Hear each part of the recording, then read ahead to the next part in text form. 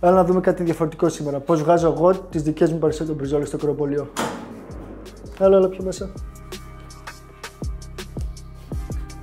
Το χοιρινό μισάδι, από εδώ πάνω βγαίνει η πανσέτο μπριζόλα. Οπ. Εδώ είμαστε. Πανσέτο μπριζόλες βγάζουμε εδώ. Το κομμάτι της κόντρας δεν κάνει για πανσέτο μπριζόλα.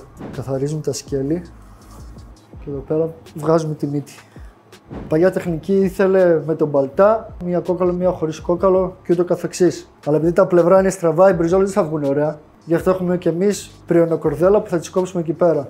Μια πανσετομπριζόλα ή όπως τη λένε τώρα tomahawk ή μεξικάνα πρέπει να ζυγίζει περίπου 500 με 600 γραμμάρια.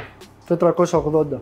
Αυτή είναι η πανσετομπριζόλα, τόσο. Ούτε κάτι κουμούτσες, ούτε πιο χοντρές, ούτε πιο ψηλές. Τόσο όσο. Και αφού τα κόψαμε στην κορδέλα, καθαρίζουμε προσεκτικά όλα αυτά τα τρίματα από πάνω.